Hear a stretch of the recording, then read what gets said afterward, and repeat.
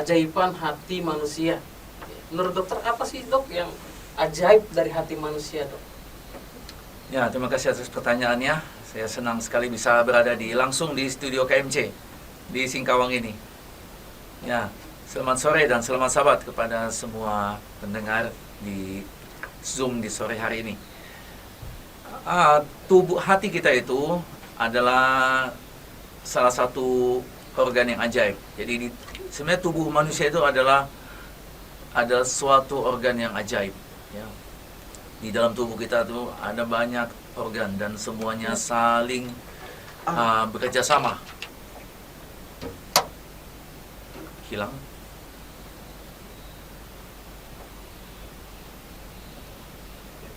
Ya. Jadi tubuh kita itu semua masing-masing organ di dalam tubuh manusia itu adalah organ yang ajaib. Masing-masing mempunyai tugas yang sangat pelik ya. Tugas-tugas untuk menjalankan fungsi tubuh yang untuk kita menjadi sehat ya. Nah, mengapa salah satunya livernya adalah organ tubuh yang ajaib? Karena liver ini adalah organ detoks utama tubuh dan fungsinya sangat banyak. Jadi merupakan suatu organ yang ajaib yang tidak dimiliki oleh organ tubuh lainnya. Di dalam waktu yang bersamaan, organ liver ini bisa melakukan mungkin ratusan tugas ya di saat yang bersamaan ya. Itu yang tidak bisa dilakukan oleh organ tubuh yang lainnya, walaupun kita tahu bahwa yang mengatur itu adalah otak ya. Jadi ada otak manusia yang harus mengatur keseluruhan tubuh kita nih, yang mengkoordinasikan apa yang terjadi dalam tubuh kita. Tapi topik kita di sore hari ini adalah tentang organ liver. Liver itu ada yang ajaib karena dia bisa melakukan dikatakan sampai 500 fungsi bersamaan. Ya, mungkin kita tidak akan mempelajari semuanya, tapi ya sedikit dari itu nanti kita akan singgung. Kalau kita lihat dok, tadi kan ada 500 ya dok ya, fungsi yang bisa dilakukan oleh liver secara bersamaan. Tapi menurut dokter ada nggak sih yang fungsi-fungsi major, fungsi-fungsi yang besarnya dari liver dok? Yang tadi seperti detox, ya, mungkin ada yang lain dok? Jadi apa yang kita makan, semua yang kita masukin ke dalam tubuh kita, ya semua yang kita masukin dalam mulut, kemudian diolah di lambung, kemudian masuk ke usus 12 jari, usus kecil. Semua itu akan masuk ke, jadi nutrien-nutrien itu seperti karbohidrat, protein, lemak, semua itu akan masuk ke ya. Begitu juga ya 90% fungsi pencernaan itu kan di usus kecil, 10% itu di usus besar. Tetapi usus besar tidak lagi menyerap karbohidrat, protein, lemak, tidak. Dia hanya menyerap lebih kepada cairan dan elektrolit. Nah, yang di usus besar juga, elektrolit, cairan yang diserap di usus besar juga semuanya akan masuk ke liver kita. Ya. Jadi pembuluh vena dari usus kecil, usus besar, semua masuk ke liver melalui namanya vena porta ya, atau portal vein. Dan di dalam inilah, jadi karbohidrat, protein, lemak yang masuk itu, elektrolit semua akan diatur oleh liver kita ini. Jadi karbohidrat itu diatur menjadi nanti diubah menjadi energi yang bisa langsung digunakan, ya cepat bisa digunakan.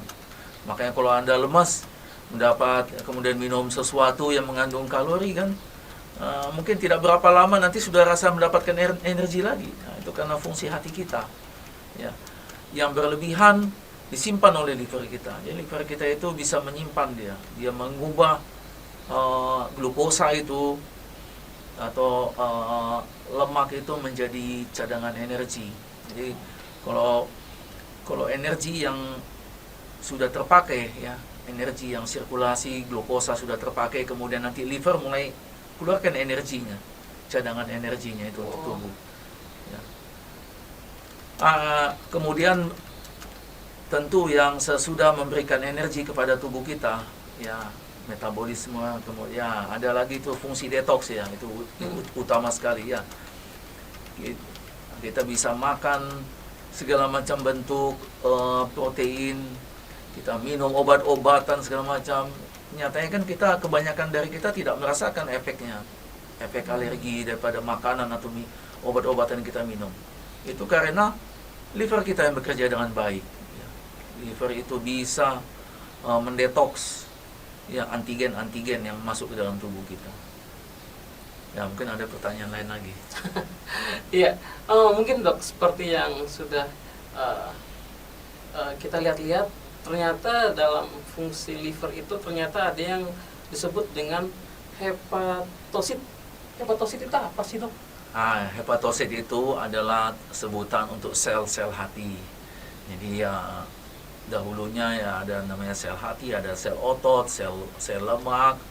Kemudian berkembangnya pengetahuan, sekarang mungkin ada 200-an ya jenis sel di dalam tubuh kita. Nah, jadi hepato itu maksudnya liver, jadi satuan selnya disebut hepatosit. Sama kan kalau satuan sel lemak itu namanya adiposit. Di contoh-contoh sel-sel yang lain itu kan kita punya sel darah merah itu kan disebut eritrosit, sel putih, sel darah putih, leukosit. Nah, itu maksudnya sel-sel itu. Jadi satuan unit terkecil daripada organ hati kita itu adalah hepatosit. Dan hepatosit ini kegunaannya apa ya dok?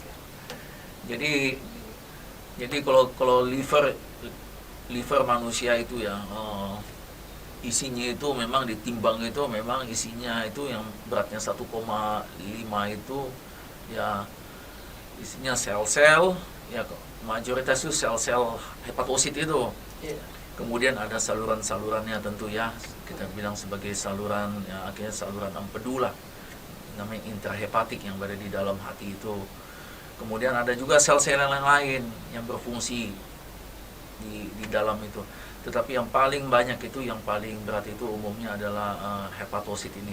Nah, sel-sel hati itu masing-masing itu ada spesialisasinya juga di dalam. Ada yang fungsinya untuk mensintesa ini, hormon ini, mensintesa protein ini, mensintesa jenis-jenis seperti faktor-faktor pembukuan darah dan lain-lain. Ya.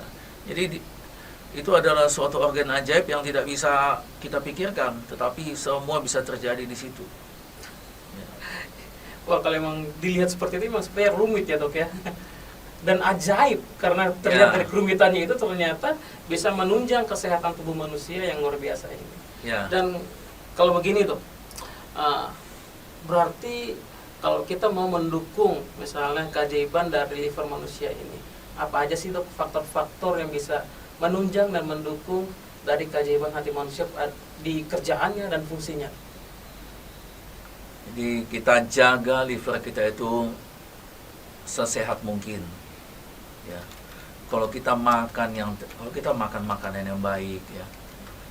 Kita ya minum minuman yang terbaik, itu minum air putih. Ya, tubuh kita akan terjaga, liver kita akan terjaga. Tetapi kalau kita masukin minum-minuman yang menjadi racun bagi tubuh seperti alkohol, minum-minuman yang sangat tinggi gulanya, tinggi kafeinnya, itu akan membebani liver kita. Ya. Begitu juga dengan makanan-makanan, begitu juga dengan obat-obatan, ya, menjadi beban bagi liver kita. Memang awalnya liver kita bisa menanganinya, tetapi kalau berulang-ulang akhirnya liver kita kalah, karena itu kan zat-zat yang istilahnya zat-zat toksin, racun bagi tubuh. Ya, liver akan mencoba awal-awalnya, ya, supaya ya dia tangani itu dengan baik supaya kita tetap sehat kan. Tetapi akhirnya ya karena racun itu selalu dimasukin ke dalam tubuh, ya, akhirnya banyak kerusakan sel-sel hati itu terjadi, dan kemudian yang kita dapatkan penyakit-penyakitnya. Ya, jadi. Iya. Terus dok, pertanyaan seperti ini, bila kita misalnya mendapatkan gangguan dari fungsi hati ataupun kerjanya ataupun sakit seperti itu, apa saja sih dok ciri-cirinya dok supaya kita bisa mengetahui dok kalau kita punya gangguan dari hati kita? Ya, jadi kebanyakan pasien-pasien dengan gangguan hati Jadi kan ada yang namanya gangguan akut, ada yang penyakitnya disebut sebagai akut hepatitis, disebut juga sebagai kronik hepatitis. Nah, umumnya pasien-pasien yang tiba-tiba sebelumnya sehat, kemudian didapati kelihatannya kok ada suatu perubahan, tiba-tiba jadi kuning sekali matanya, ya perubahan yang tiba-tiba terjadi kita sebutnya sebagai suatu proses yang akut. Nah, kalau proses yang kronik ini akhirnya ketahuan pada saat pemeriksaan lab, misalnya pasien-pasien dengan umumnya ya yang namanya penyakit liver kronik, pasien dengan paling banyak itu pasien-pasien dengan kronik hepatitis B, pasien dengan kronik hepatitis C, pasien-pasien juga dengan kronik alkoholism, itu. Kemudian ada juga pasien-pasien dengan gangguan hati yang lain seperti penyakit autoimun hepatitis. Ada juga pasien-pasien dengan gangguan genetik. Ya, nah kita bilang sebutnya Wilson's disease, hemochromatosis. Nah ini pasien-pasien ini selalu ada gangguan pada fungsi hatinya. Ya, dan pasien itu kita pantau bertahun-tahun. Kalau sudah lebih 6 bulan atau di atas atau lebih, kita kategorikan sebagai penyakit hepatitis kronik atau ya chronic liver disease atau penyakit hepatitis kronik.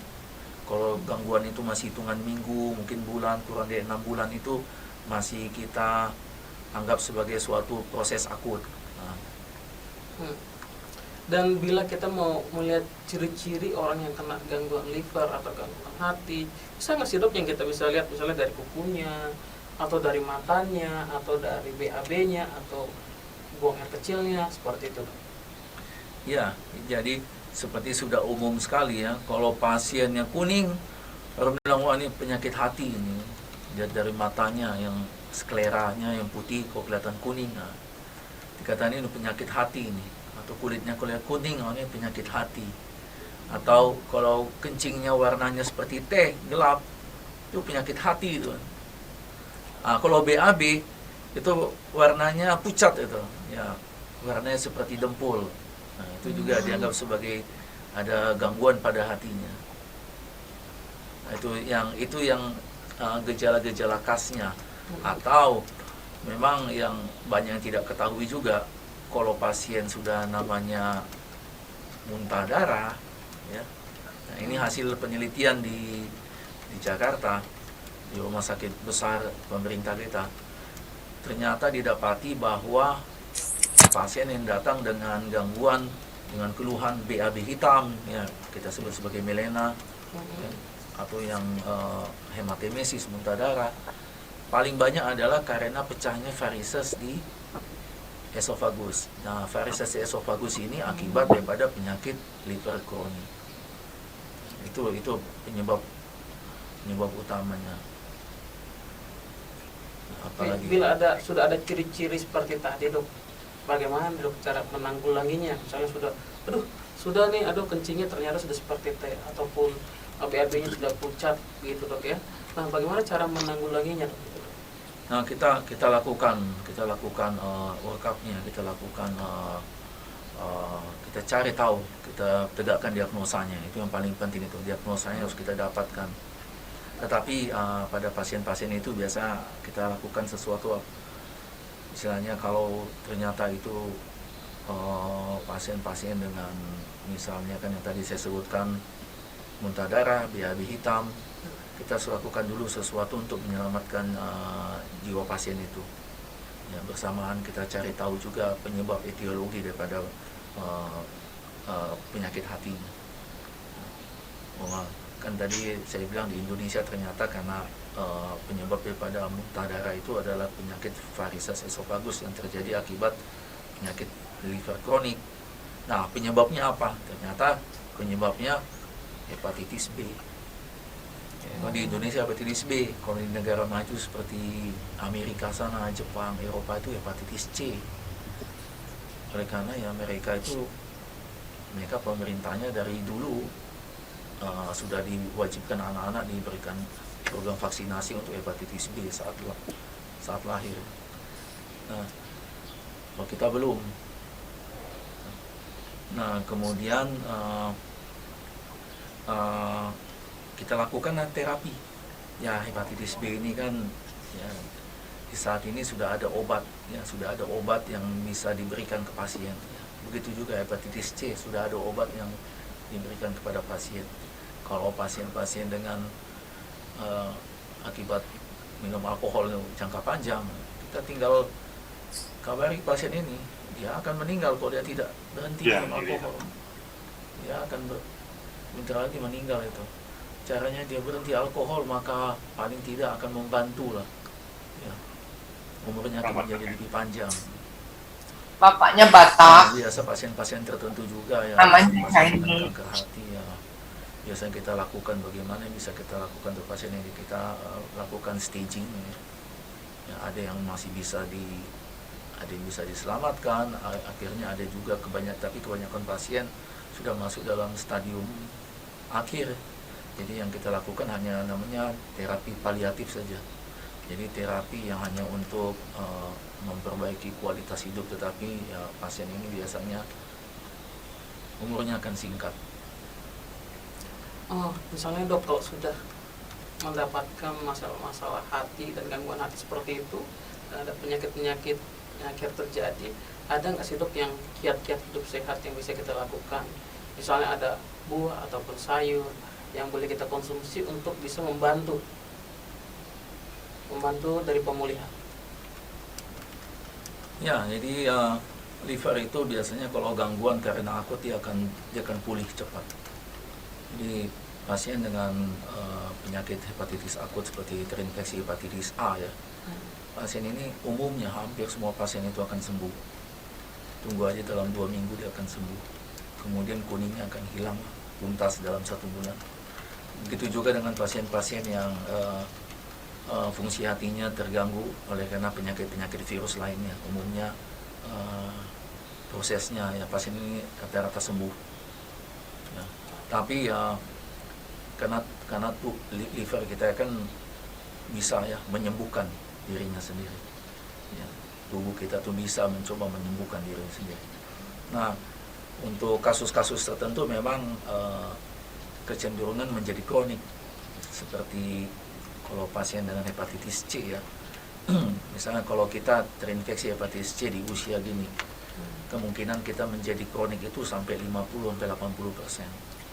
Arahnya ke sana. Masih ya, takutnya udah kronik lah kita. Sebagian besar jadi kronik. Kalau hepatitis B itu biasanya kalau bayi-bayi yang terkena hepatitis B, umumnya risiko mereka menjadi kronik 50%. Kalau kanak-kanak itu ya anak-anak bisa risiko 50%, kalau dewasa ya kurang dari 10%. Nah, itu untuk hepatitis B. Nah, ada juga ya penyakit-penyakit tertentu ya. Nah, akhirnya ya sudah kita pikirkan ini akan menjadi masalah kronik ya. Makanya lebih baik itu bisa kita pikirkan ke depan itu, kalau semua itu memang walaupun usia muda, kita lakukan pemeriksaan lebih dini ya. Kita lakukan check up ya. Oh, mereka check up yang besar-besar, yang secukupnya aja. Paling tidak kita tahu fungsi organ-organ tubuh kita yang penting-penting itu. Apakah ada masalah atau tidak. Jadi memang harus dibantu juga dok ya, untuk bisa diperiksa lebih dini Ya. supaya tahu sakitnya apa, menjurus kemana, baru nanti bisa dikonsultasikan ya. Ya. Nah ini dok, sudah ada beberapa pertanyaan dok yang mungkin kita bisa dokter bisa jawab. Pertanyaan pertama, mungkin ada nggak sih dok hubungannya stres dengan masalah liver dok? Oh ya, tentu pasti ada ya. Satu ya, stres ya, umumnya mereka dengan stres itu kan oleh karena kondisi stres tubuhnya, kemudian ya mulailah makan yang berlebihan, mulai minum minuman yang sudah tidak sehat kan akibat stres. Mulailah dengan mulai tidur malam, tidurnya malam sekali telat. Nah, kemudian akibat kondisi penyakitnya itu, pola hidupnya stres, ini mengganggu fungsi hatinya. Nah, fungsi hati kita itu kan oleh karena seharian dia bekerja dan malam kita tidur, dan ya begitu hati kita juga mengambil kesempatan untuk beristirahat di malam hari. Waktu kita istirahat di situ dia ambil waktu untuk istirahat. Nah, waktu istirahat itu dia coba bersiap-siap lah. Ya, kita kan itu kan organ tubuh. Jadi dia sebagai organ tubuh yang ajaib itu, dia akan mempersiapkan untuk pekerjaan di keesokan harinya. Jadi ada waktu istirahat sendiri, Dok, ya? Ada. Nah, jadi pada saat kita beristirahat, organ liver kita juga beristirahat. Ya. Iya. Makanya memang berarti stres itu lebih mempengaruhi di gaya hidup yang akhirnya dia lakukan gara-gara stres tersebut, ya. Gaya hidup. Iya, dia stres akhirnya makan banyak, minumnya jadi aneh-aneh. Ya. Iya, begitu ya. Oke. Iya. Nah, ini, Dok, ada pertanyaan lagi. Di sini apa perlu, Dok, vaksin HBsAg untuk penderita hepatitis? Jadi kalau pasien sudah terinfeksi hepatitis B, artinya dia sudah ada virusnya di dalam tubuh. Ya. Jadi vaksin itu tidak perlu diberikan lagi. Vaksin itu mencegah, Dok, ya? Ya, vaksin itu kan lebih kepada pencegahan. Jadi umumnya yang pemberian vaksinasi seperti merek tertentu itu tujuannya untuk imunisasi aktif. Jadi diperkenalkan virus yang sudah dilemahkan itu kepada tubuh kita, dan harapan imun sistem kita mengenali virus itu, dan imun sistem kita akan mempersiapkan antibodinya untuk virus itu. Nah, suatu saat kadang-kadang kita nggak tahu, kita ada penyakit, kemudian kita harus ditransfusi darah kan, ditransfusi lah sel darah merah lah, atau ditransfusi trombosit kan. Nah, di dalam kita tidak tahu ada virus hepatitis B. Nah, virus itu kan masuk juga waktu ditransfusi ke dalam tubuh. Tubuh kita karena sudah diberikan vaksinasi sebelumnya, tubuh itu sudah mengenali ini antigen ini. Oh, ini virus hepatitis B, tapi antibodi sudah terbentuk sebelumnya. Jadi sudah langsung di counter. Nah, itulah fungsi daripada vaksinasi ini. Nah, tapi kalau sudah mempunyai virus di dalam tubuhnya, apalagi sudah kronik, masih berjalan hepatitis B kronik, tidak perlu divaksin lagi. Tidak bisa divaksinasi. Kecuali misalnya dia sudah kena hepatitis B, kemudian imunitasnya terbentuk. Jadi antibodinya, jadi anti HBs-nya sudah terbentuk. Ya, artinya sudah punya antibodi, tidak perlu imunisasi juga itu. Jadi emang ada, kalau emang sudah pernah kena, berarti antibodinya sudah mengenal, jadi nggak perlu divaksin lagi juga nggak apa-apa. Ya, kalau sudah Tapi memang kalau sudah hepatitis, ya nggak perlu lagi untuk divaksin HBsAg lagi. Ya. Karena vaksin itu fungsinya cuma untuk mencegah, Dok, ya. Ya. Berarti ya. Iya, jadi mungkin sudah jelas. Dan pertanyaan selanjutnya nih, Dok, apakah bila saya sudah menjadi vegan ataupun vegetarian ya, bisa nggak sih, Dok, itu mengobati hepatitis B? Sebenarnya tidak ada hubungan antara vegan dengan kesembuhan daripada hepatitis B. Hanya begini, semua pasien dengan hepatitis B kronik, ya kita kategori sebagai mereka sudah dalam kategori chronic liver disease. Ya, walaupun banyak penyakit chronic liver disease, pokoknya ini nggak bisa sembuh lah ini. Selalu ada masalah sampai tahun-tahun ke depannya. Ya. Nah, menjadi vegan itu kelebihannya apa? Menjadi vegan ini kan, kalau pasien-pasien itu kan, kalau tidak menjadi vegan kan ada kecenderungan kan overeating, makan-makan yang berlemak tinggi, kemudian akibat makan berlemak tinggi itu mulailah ada penyakit tambahannya. Jadi livernya sudah ada penyakit, dapat tambahan gangguan liver yang baru, yaitu penyakit fatty liver disease. Fatty liver. Jadi memperberat fungsi hatinya kan. Kemudian akibat makan yang tidak terkontrol, dia ada masalah gangguan yang lain. Sudah ada hepatitis kronik di tubuhnya, kena lagi penyakit jantung, kena lagi kena lagi diabetes, nanti kena lagi hipertensi. Ya udah, akhirnya organnya akan menyerah semua. Ya, jadi umurnya akan singkat. Jadi biarlah kalau ada satu penyakit di tubuh, kita fokuskan pada penyembuhan penyakit itu walaupun kronik ya. Jadi kita fokuskan pada situ, biarkan tubuh yang lain tetap sehat semua. Nah itu keunggulan menjadi vegan kalau ada penyakit hepatitis kronik adalah pasti umurnya lebih panjang lah. Ya. Jadi memang kalau sudah begitu berarti walaupun menjadi vegan itu bukan berarti kita terhindar dari hepatitis B, Dok ya. Iya. Tidak terhindar ya dari itu ya. Tidak. Malah ada kemungkinan juga tetap kena. Iya, tapi memang mungkin karena kehidupan kita yang sudah sehat, Iya. itu membuat kita lebih mungkin nantinya kalau ada pengobatan mungkin akan lebih cepat sembuh, begitu Dok ya. Iya, ya. Karena kan penyakit di tubuhnya tinggal satu itu saja. Iya. Kalau kita punya penyakit lebih dari satu, Iya. nah Misalnya itu sudah melemahkan tubuh kita, sistem tubuh kita. misalnya kalau sudah enggak hidup sehat misalnya, sudah tahu sudah kena sakit hepatitis B, karena nggak hidup sehat mungkin sudah minum yang berwarna, makan yang manis, makan yang berlemak. Nah, tapi mungkin ada kecenderungan Ya, yang lebih tidak sehat kalau tidak menjadi seorang yang pola hidupnya sehat. ya. Gitu Dok ya. Ya. Iya.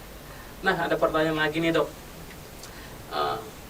Saya menderita hepatitis, apakah itu bisa disembuhkan?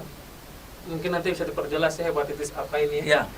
Jadi kalau kita tuh di Indonesia hanya mengenai hepatitis A, hepatitis B, dan hepatitis C. Itu kan. Kalau hepatitis A itu dia hanya sampai akut saja, dia tidak akan menjadi kronik. Jadi hampir semua pasien hepatitis A itu sembuh saja. Ya walaupun ada kasus-kasus sangat kecil menjadi namanya penyakit hepatitis fulminan. Jadi biasanya kalau pasien sudah riwayat hepatitis B kronik, hepatitis C kronik, tiba-tiba ada wabah hepatitis A ini. Wah, kemudian dia sudah ada gangguan penyakit kronik, tiba-tiba dapat hepatitis A yang akut. Waduh, itu langsung fungsi hatinya jelek sekali. Dan kadang ada yang harus ditransplantasi karena nggak ada fasilitas itu di Indonesia. Akhirnya pasien ini meninggal. Jadi saya sudah lihat sedikit kasus itu. Nah, jadi kalau itu hepatitis B atau C memang ada obatnya. Dulu saya punya pengalaman mengobati pasien dengan hepatitis C itu kurang lebih 10 tahun lalu itu rumit sekali. Pasien harus dilakukan penyuntikan sekali seminggu, habis disuntik badannya meriangnya sampai 3-4 hari, kemudian sebentar lagi habis itu tinggal tunggu 2-3 hari lagi, disuntik lagi, meriang lagi 1 tahun begitu. Sampai menyerah dia. Udah itu pun nggak hilang juga hepatitis C-nya dari badannya. Tetapi kemudian dia bilang, Dok, sudah ada pengobatan hepatitis di Amerika sudah diberikan. Cuma belum masuk Indonesia. Kenapa? Karena harganya sangat mahal. Jadi waktu itu pengobatan bisa hanya minum obat 6 bulan saja sembuh. Hepatitisnya C-nya hilang. Tetapi itu hanya didominasi obat itu hanya untuk negara maju. Oleh karena saking mahalnya obat itu. Jadi obatnya sampai 500 miliar atau lebih. Bayangkan itu, sangat mahalnya itu. Jadi sesudah mungkin 5 tahun lalu ya, 5 tahun 6 tahun lalu mulailah generik obat tersebut dibuatlah generiknya oleh India, kemudian masuklah ke Indonesia. Nah itu ya, jadi berkatlah bagi para penderita hepatitis C, mereka mendapatkan akses obat-obat yang lebih murah ini, kemudian mereka bisa obati dan bisa sembuh. Nah, memang salah satu ada juga dari keluarga kami juga ya tidak tertolong juga hepatitis C-nya oleh karena nggak ada obat pada saat itu. Ada beberapa pasien juga sudah putus asa, nggak ada obat, artinya ada yang ke luar negeri mungkin mencari pengobatan di sana. Ya begitulah pada saat itu saya ingat belasan tahun lalu itu. Nah kalau hepatitis B ada pengobatannya, hanya pengobatan hepatitis B ini kadang jangka panjang. Jadi ada pasien yang harus minum obatnya seumur hidup minum obatnya itu terapi hepatitis B-nya. Oke. Jadi memang kalau untuk penderita hepatitis dapat disembuhkan sekarang Dok ya. Ya kita lihat nanti kita dapatkan diagnosa dulu. Iya. Pasien penyakit hepatitis autoimun itu bisa kita atur dia, kita bisa pantau terus. Yang penting dipantau terus. Kita berikan steroid ya obat-obat sejenis steroid untuk menekan inflamasinya. Itu kan suatu proses autoimun. Jadi kita tekanlah dia punya proses autoimun itu dengan obat steroid. Jadi memang berarti kalau sudah kena nih hepatitis, sudah ada diagnosa awal, berarti memang langsung harus bertemu dengan spesialisnya Dok ya. Seperti dokter mungkin gastroenterologi dan hepatologi Dok ya, langsung bisa berkonsultasi. dan mendapatkan pengobatan dari dokter setempat ataupun dokter di luar dari daerah ya dok ya. Ya. Nah, oke. Nah, kita lanjut deh ke pertanyaan berikut.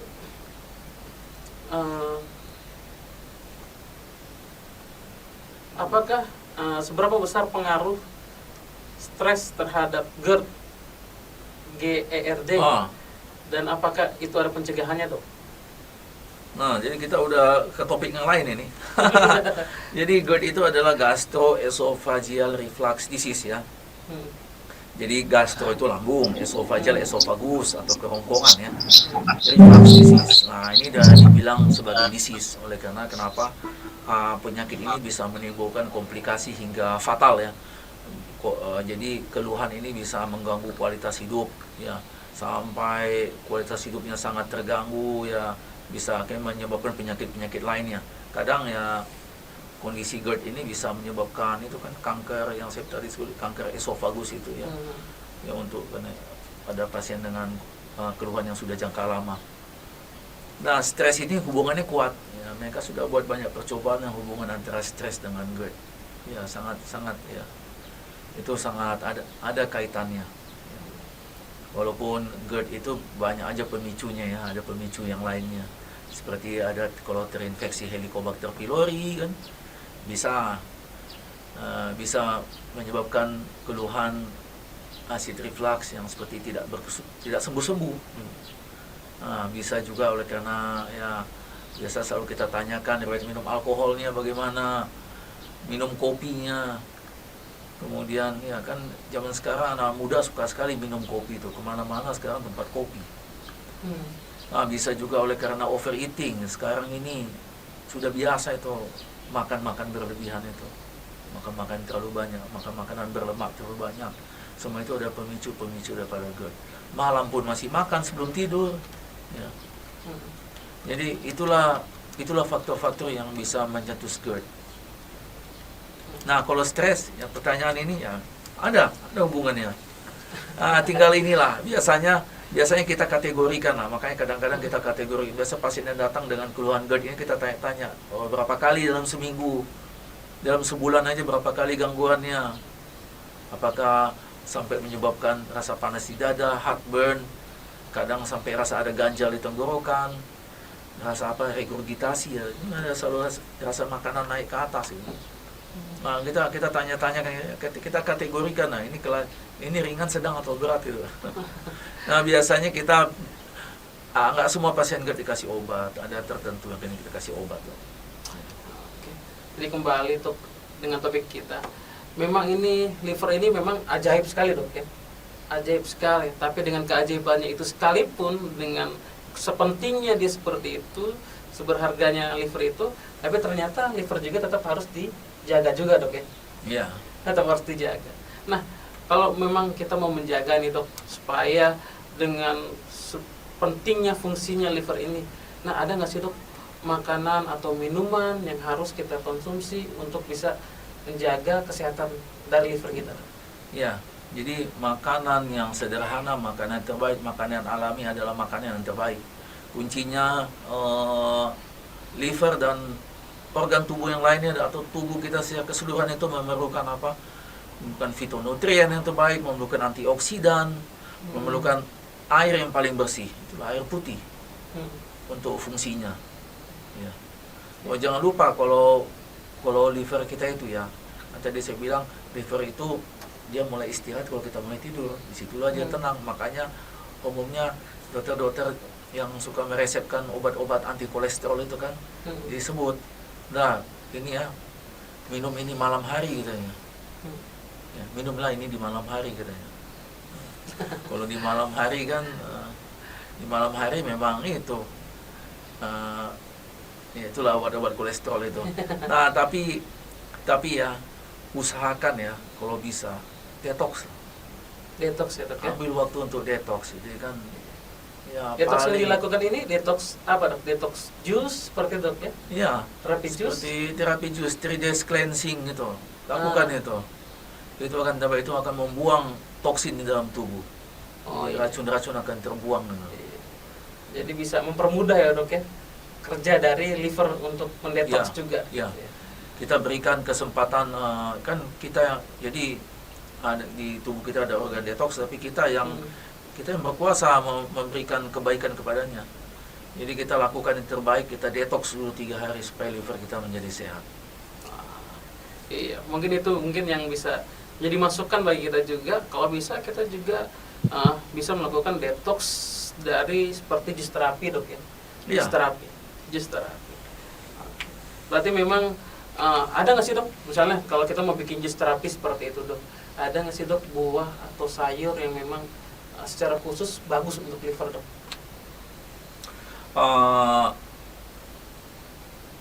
Memang ya, jadi seperti mereka membuat itu dalam obat-obatan sekarang. Seperti kalau suplemen hati di Indonesia didapatkan, kalau kita beli semua suplemen hati isinya itu saja kan, kurkuma paling banyak. Oh, kurkuma Lah, ada temulawak itu.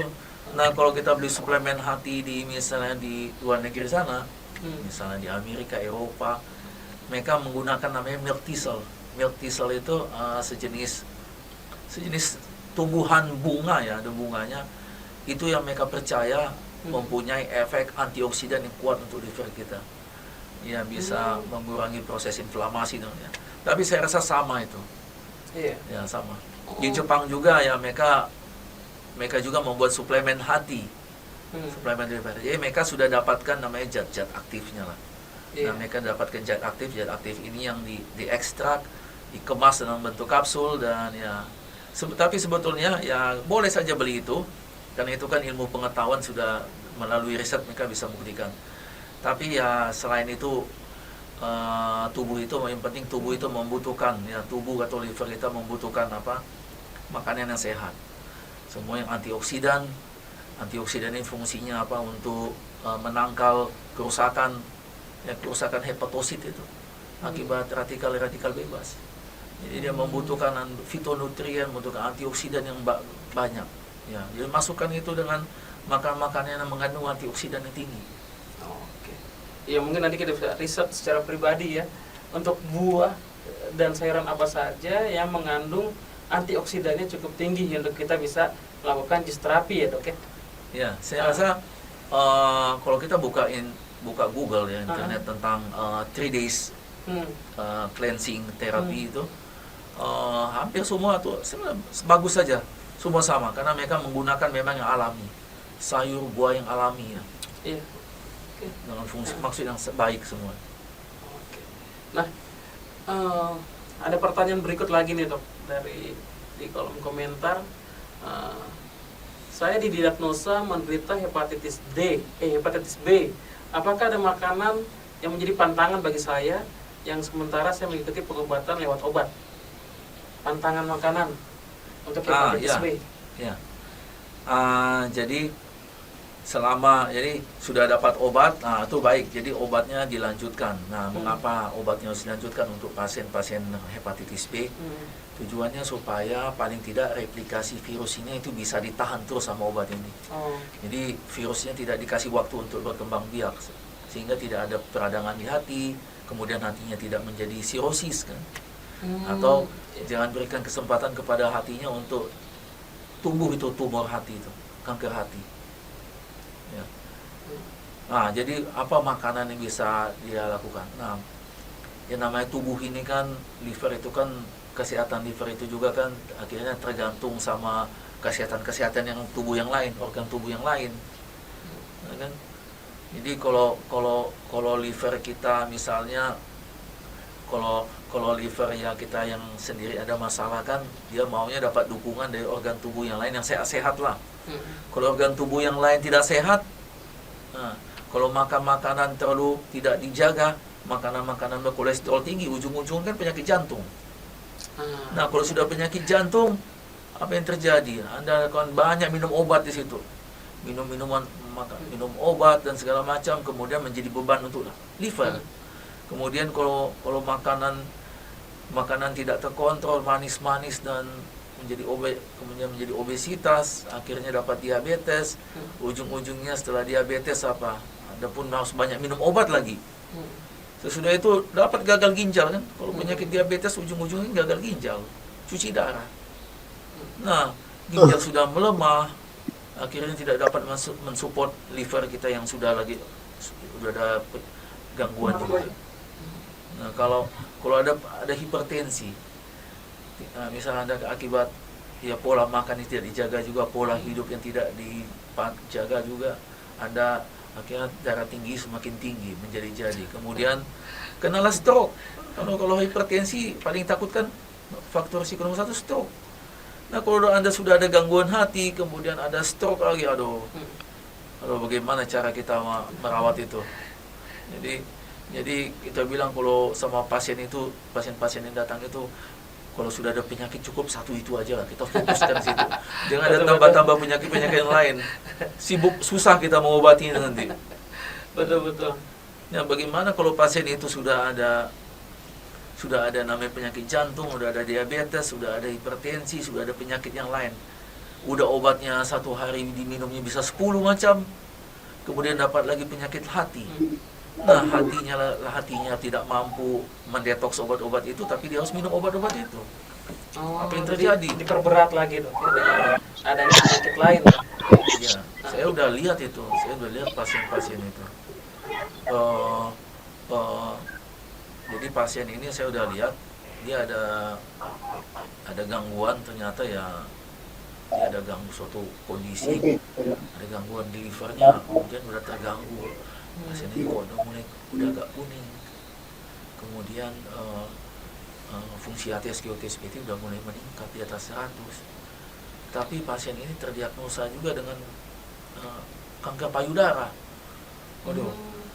Nah, di suatu rumah sakit sana, dokter ahli kemonya dibilang, udah kamu minum aja lah obat kemo ini. Nah, obat kemo ini kan tentu obat kuat loh.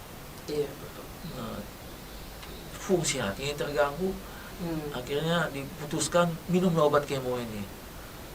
Tiba-tiba yang terjadi adalah langsung fungsi hatinya drop sekali. Jadi livernya sudah lagi lemah, dikasih obat kemo yang kuat, udah habislah livernya itu. Makin melemahlah pasien ini. Ya kan, obat-obat kemo itu kan kita bilang hepatotoksik. Hepatotoksik maksudnya sangat beracun untuk liver itu. Makanya kriteria kita kasih pengobatan kepada pasien kan kita lihat dulu hatinya. Fungsi hatinya bagus, fungsi ginjalnya bagus. Oh, disitulah kesempatan kita bisa kasih obat sama pasien ini. Tapi kalau fungsi hatinya jelek, fungsi ginjalnya jelek, kemarin kita nggak bisa buat apa-apa. Lebih baik jangan kasih obat-obatan nanti pasien-pasien ini. Jadi memang kalau sudah punya satu penyakit, difokuskan ya dok ya. Jangan kalau bisa jangan nambah-nambah penyakit lain. Nambah penyakit lain. Jadi kalau sudah ada dapat satu penyakit di tubuh, hiduplah sehat-sehatnya. Iya. Apalagi kalau sudah penyakit jantung, penyakit diabetes ataupun hipertensi, ya jangan sampai kena penyakit liver, karena kalau liver sudah sakit, ya diperberat lagi dengan adanya obat-obatan itu, malah nanti makin drop dok ya. Iya. Oke. Nah, ini dok ada pertanyaan lagi. Apakah bayi atau anak-anak juga bisa kena masalah hati dok? Ya bisa.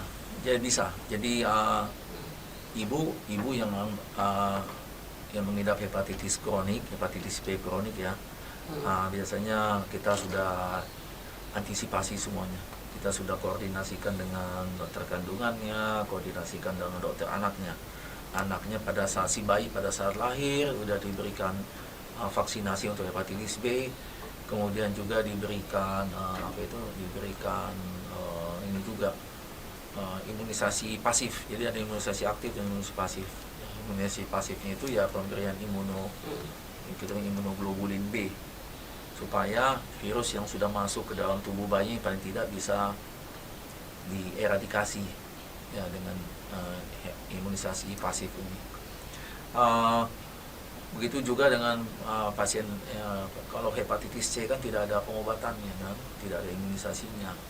Biasanya karena tidak ada imunisasi, anak-anak ini kan yang lahir bayi ini tidak diobati, tidak diberikan imunisasinya. Nah, biasanya dibiarkan dulu berkembang, dipantau terus, nanti udah saatnya bisa diterapi, anak ini diterapi dengan obat hepatitis C. Nah,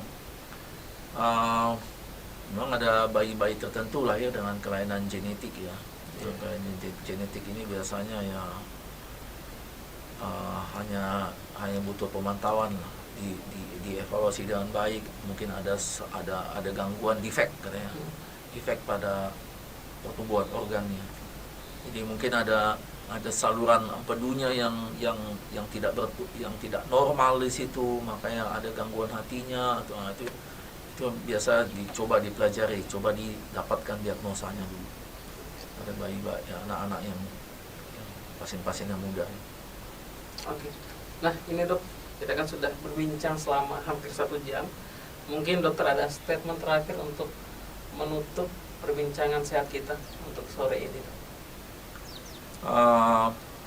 Bagi saya, kita itu kan sudah diciptakan Tuhan memiliki tubuh ya, dengan organ-organ yang sedemikian ajaibnya. Yang bisa kita lakukan itu kita jaga kesehatan daripada tubuh kita ini. Sebenarnya liver tidak rumit ya, liver tidak rumit untuk menjaganya. Ya, pertama untuk kesehatan liver itu ya, jangan minum alkohol. Ya. Kemudian jangan terlalu percaya dengan obat-obatan. Ya, banyak obat itu yang terlalu kuat dan akan ya mengganggu fungsi hati kita. Kemudian jagalah kesehatan liver kita oleh karena dengan makan makanan yang sehat, makan makanan yang baik. Ya, kurangi makan makanan berlemak.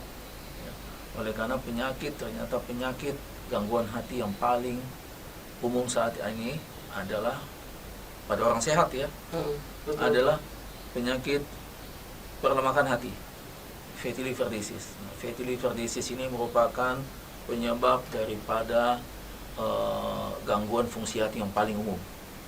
Ya, peningkatan SGOT, SBT didapati adalah penyakit akibat perlemakan hati.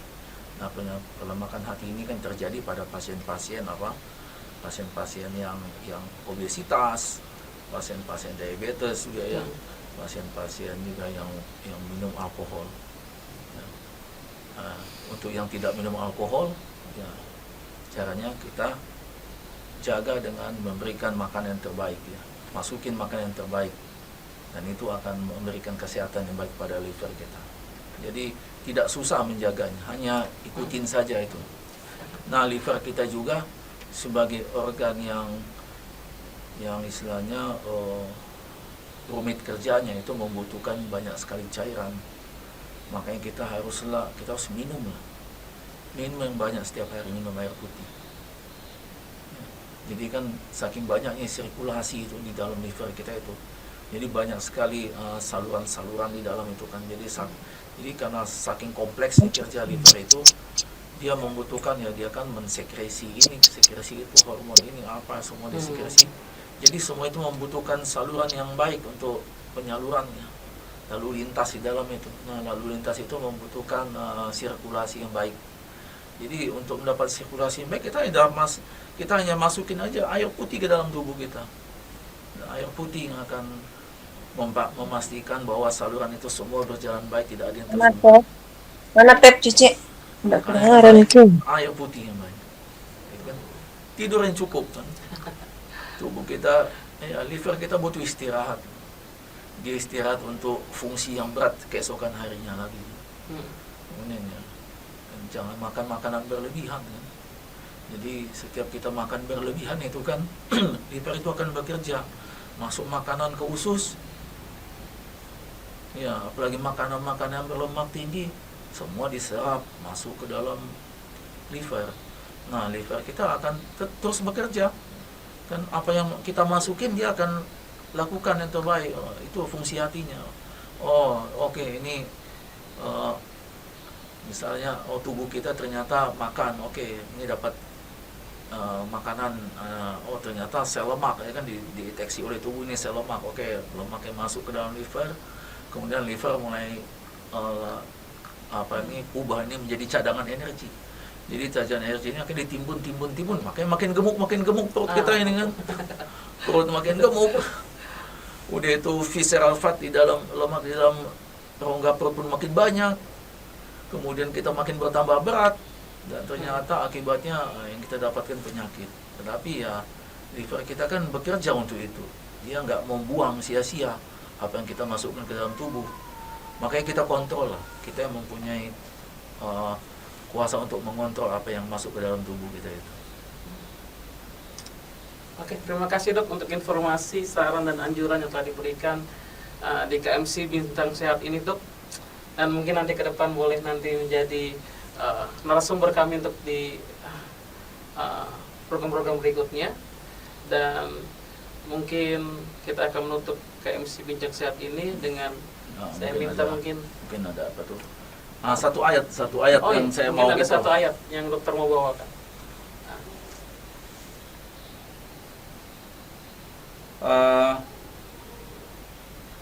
Tadi sebelum mulai saya buka ayat ini. Tadi saudara Kelvin sebutkan 1 Korintus 10 ayat 31 ya. Iya. Kebetulan saya buka ini Roma 12 ayat 1. Rasul Paulus berkata di sini, menasihatkan, demi kemurahan Allah aku menasihatkan kamu supaya kamu mempersembahkan tubuhmu sebagai persembahan yang hidup, yang kudus dan yang berkenan kepada Allah. Itu adalah ibadahmu yang sejati. Mari kita harus bersyukur kepada Tuhan atas tubuh yang sehat yang sudah Tuhan ciptakan bagi kita semua. Pendeta. Oke. Boleh nanti dokter mendoakan untuk acara KMC Bincang Sehat. Oke. Mari kita tunduk kepala berdoa. Tuhan Bapa kami bertata dalam kerajaan surga, di Sabat sore ini hati kami bersuka cita karena kami dapat bertemu kembali lewat acara Zoom di sore ini untuk membahas kembali ada satu organ tubuh yang ajaib yang telah diciptakan bagi manusia. Kami tahu Bapa, kami sadar bahwa tubuh kami diciptakan begitu sempurna oleh Tuhan. Ya. Tuhan menciptakan itu agar kami dapat menikmati kehidupan ini. Kami dapat menjadi berkat juga bagi sesama kami.